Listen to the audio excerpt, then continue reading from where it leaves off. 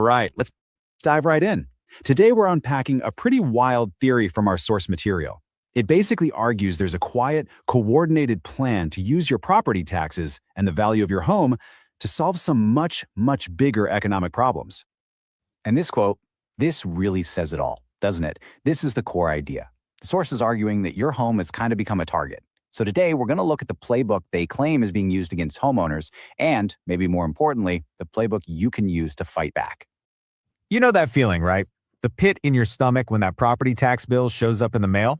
Well, according to our source, that anxiety is a very real and very shared experience for millions of people right now. And get this, it is absolutely not just in your head. I mean, look at these numbers from the source. Since 2019, we're talking about property tax values jumping a staggering 53% in Colorado, 52% in Georgia. Florida's up 38%. We are not talking about little adjustments here. These are massive, life-altering hikes. So what's going on?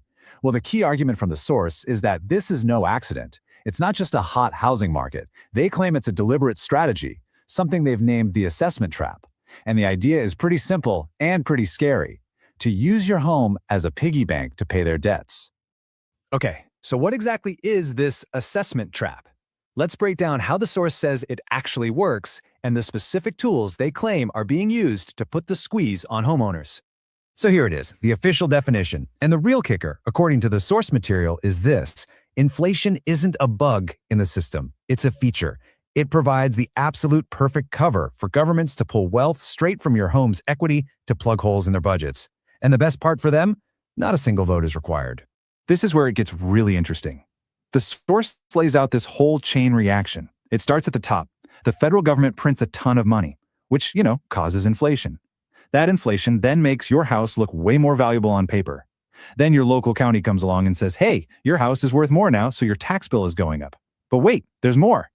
At the same time, the feds cut funding to the states, so what do the states have to do? They raise property taxes even more to make up for that lost money. See what's happening? You're getting squeezed from both sides. And just when you thought it couldn't get more complex, it does. The source argues this is all part of a much bigger plan it calls the Great Equity Reset. The supposed goal here is to force homeowners to turn that solid long-term equity you've built up into liquid cash through new expenses or loans. And apparently this whole thing is being tested as we speak. So how are they testing it? The source points to two states as the main labs for this experiment. First, you've got Florida. That's the financial pressure test. They mandate new, super expensive insurance policies that force people to dip into their home equity just to pay the bills. Then you have Texas. That's the legal infrastructure test. They're chipping away at local homeowner rights, making it harder to fight back, all while building a giant state-level database to keep track of everything. And it's not just in Florida and Texas. The source found these little legal landmines buried in the laws all across the country. Like this recapture rule in Florida. Get this, your assessed value for taxes can actually go up even if the market value of your home goes down. It's wild. Or how about Pennsylvania, where a county can sell your entire home for just the amount of back taxes you owe. And just like that, poof, a lifetime of equity can be wiped out. Okay, so that is all pretty heavy, right? And it can feel overwhelming, which honestly is probably by design. But it's not all doom and gloom. Our source provides a clear two-part playbook for how to respond. So let's get into the good stuff, what you can actually do about it. The strategy really boils down to two options. You can either fight back and challenge the system head on, or you can kind of join them and learn how to make the system work for you instead of against you. Let's break down each approach. All right, so let's talk about fighting back. The number one most critical piece of information you need to find is your appeal deadline. Seriously, write it down, put it in your phone, whatever you have to do. If you miss that date, you are legally stuck for a whole year. The move is to file that intent to appeal form right away. That basically pauses everything and buys you time. Then you go and collect your evidence. Take photos of the leaky roof, the cracked foundation, and find sales data for similar but cheaper homes in your area. You build your case. Now you might be thinking, is it even worth the hassle? Well, listen to this. The source says that up to 60% of people who actually go through with the appeal process win, or at the very least, they get a reduction in their bill. Think about that.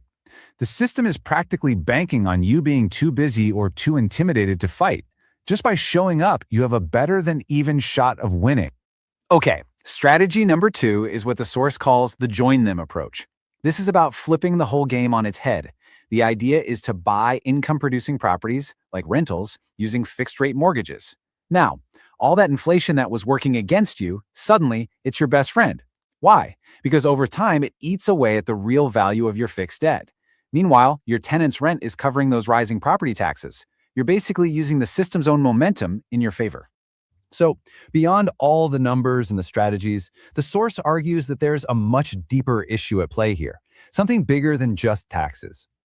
And this quote that was cited really gets to the heart of it.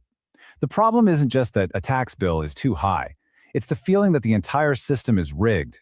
It's that the American dream of owning a home is starting to feel completely out of reach for a whole new generation. And this, right here, is maybe the biggest takeaway of all. We keep hearing about a housing market crash, right? The source argues that's a distraction. The real crash, they say, has already happened. It's a crash in confidence, a collapse in the public's belief that the game isn't just stacked against them. That fear has become the single biggest barrier to homeownership. So I'll leave you with the question the source material ultimately leaves us with. After seeing all the data, the legal traps, the strategies, what do you think? Is the real crisis we're facing all about the numbers on a spreadsheet, or is it something much deeper, a crash in our belief in the system itself? Definitely something to think about.